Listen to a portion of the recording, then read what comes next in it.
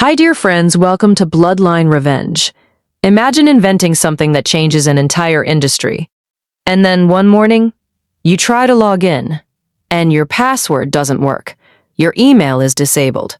Your name is removed. Your access revoked. Not by hackers, not by competitors, but by the people you trusted most. This is the story of the engineer who was erased from his own invention, and how silence became his most powerful weapon. Marcus Lee wasn't charismatic. He wasn't a visionary. He was a systems engineer, the kind of mind that sees patterns where others see noise. In 2015, inside a rented warehouse in Denver, Marcus built a logistics optimization algorithm that reduced delivery costs by 18%. Not flashy, but powerful.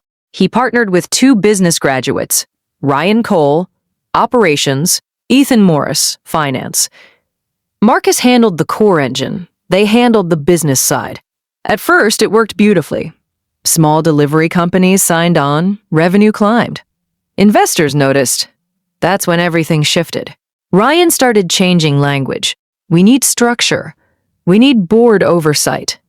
We need professional leadership. Marcus didn't care about titles. He cared about performance, so when they suggested bringing in experienced advisors, he agreed. Paperwork increased. Meetings multiplied. Equity discussions became complicated. Marcus skimmed documents, trusted his partners, focused on code. Then came the rebrand, new logo, new website, new pitch deck. His name slowly moved from co-founder to head of technology. He noticed, but he told himself, titles don't matter until access does. It happened on a Tuesday morning. Marcus arrived early. Coffee in hand, he typed his credentials. Access denied. He tried again. Disabled account. He checked Slack. Removed from workspace. He called Ryan. No answer. Then an email arrived from legal. Due to strategic restructuring, your role has been terminated effective immediately. Terminated from the company that ran on his algorithm? His shares. Subject to performance clauses buried in amended agreements. Agreement signed during late-night fundraising rounds. He drove home in silence, no shouting, no dramatic confrontation. Just disbelief. When betrayal is professional, it feels surgical. Precise. Cold. Negative for months, Marcus disappeared. He stopped answering industry calls, stopped attending networking events. Friends asked what happened. He said, timing issues. Inside, he questioned everything. Was he naive? Too technical? Ryan and Ethan were everywhere. Panels in New York City, interviews about their groundbreaking platform. Marcus watched one clip 3 times. They couldn't even explain how it worked. That's when something clicked. They didn't understand it. They depended on it. And now, they were exposed. Marcus didn't run to social media. He didn't attack publicly. He went somewhere else. He went to documentation, version histories, patent filings, original commits. Every timestamp showed one thing. The core algorithm predated the restructuring agreements. Meaning, intellectual property ownership wasn't as clean as investors believed. He met with an IP attorney, then a second, then a third. All said the same thing. If documented correctly, you have leverage, not revenge. Leverage. There's a difference. Marcus filed a formal intellectual property claim. Quietly, no press, no drama. But investors were notified, and investors hate uncertainty. Due diligence reopened enterprise clients paused renewals. One major logistics partner requested technical verification. Ryan couldn't answer deep system questions because Marcus built the architecture, not them. Within weeks, revenue slowed. Board members demanded clarity, and clarity revealed something uncomfortable. The company's valuation depended entirely on technology legally tied to Marcus. Suddenly, he wasn't terminated. He was essential. Ryan called first. Ethan followed. Their tone changed. No more corporate polish. Now it was practical. What do you want? Marcus didn't want public humiliation. He didn't want headlines. He wanted founder recognition restored, equity reinstated, IP ownership clarified, board seat secured. Negotiations lasted 6 weeks. No shouting, no threats. just facts. In the end, they signed. Not because they felt guilty, but because they had to. A year later, the company stabilized. Stronger governance, clear IP structures, transparent equity. Marcus didn't return as CTO. He returned as technical founder and board director. Different energy, more boundaries, less trust, more verification. At a tech forum in Chicago, he was asked, "Why didn't you destroy them publicly?" He answered calmly, "Destruction doesn't build value. Correction does." The audience applauded. Because here's the truth. Revenge that destroys feels good for a moment. Revenge that restores changes the outcome. They locked him out of his invention, but they forgot one thing. He still understood it better than anyone alive. And in business, understanding is power. Now we have entered the second episode. Listen carefully and stay tuned till the last. Till then, like the video and subscribe to the channel. So let's start. You can build something for 10 years. Sacrifice sleep. Sacrifice weekends. Sacrifice relationships.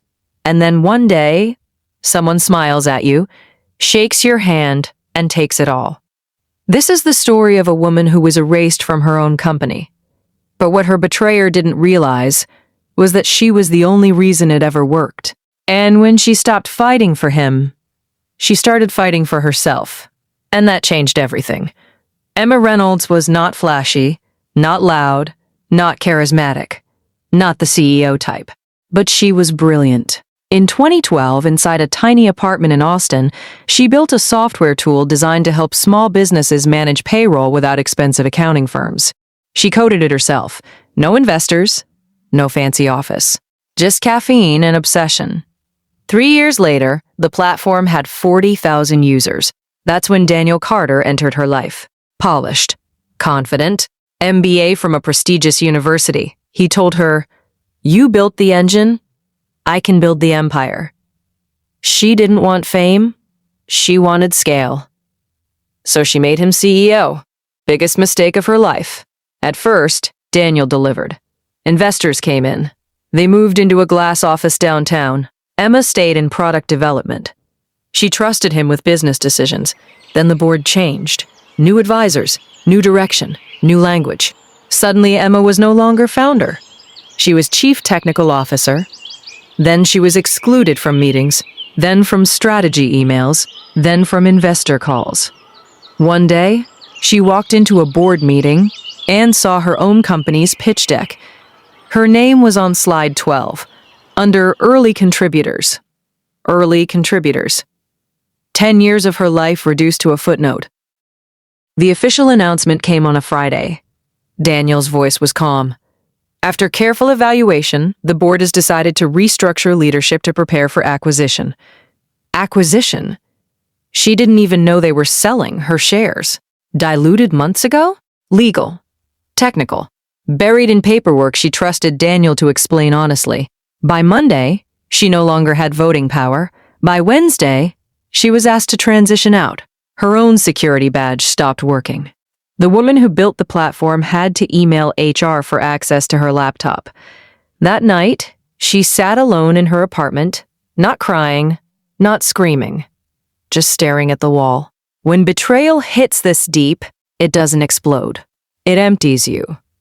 For months, Emma disappeared. No social media, no industry events, no interviews. Daniel was everywhere. Podcasts, tech conferences, magazine covers. He called himself self-made. He never mentioned her, not once. That's when depression set in. Not dramatic, not visible. Just quiet heaviness. She questioned herself. Was she naive? Too trusting? Not aggressive enough? But then something changed. She opened her old laptop and started reading the original code. Every line reminded her this was hers. Her mind, her architecture, her system. They didn't steal her talent. They stole her position. Big difference. Emma didn't hire lawyers first. She hired a forensic accountant. Then she reviewed every early contract, every email, every cap table change, every board vote. And she found something. During dilution rounds, certain disclosures were never properly documented. Minor oversight? No. Material misrepresentation? In US, corporate law. That matters. Quietly, she assembled a legal team. Not for revenge, for correction. She didn't want headlines. She wanted equity restored. Daniel didn't take her seriously at first, until the formal notice arrived. Then investors started asking questions. Then due diligence reopened. Then the acquisition paused. Money makes people listen. When auditors re-examined early filings, they found inconsistencies, board transparency issues, improper share disclosures, misleading representations, nothing violent, nothing criminal, but enough to shake confidence. The acquiring company backed out. Investors demanded accountability. The board removed Daniel as CEO. Publicly, they called it leadership transition. Privately, it was loss of trust. Emma didn't celebrate. She negotiated, equity restored, founder recognition reinstated, advisory control regained. No screaming, no dramatic courtroom scene, just signatures. 2 years later, the company was profitable, sustainably profitable. No flashy conferences, no ego branding, just stable growth. Emma never attacked Daniel publicly. She never exposed him. The industry knew. Because in business, reputation travels faster than press releases. At a small tech summit in San Francisco, she was asked, "Do you regret trusting him?" She paused, then said, "Trust wasn't my weakness. Ignoring red flags was." The room went silent. Here's the truth about betrayal. Sometimes revenge isn't destruction. Sometimes it's restoration. And sometimes, the most powerful comeback is simply reclaiming what was always yours.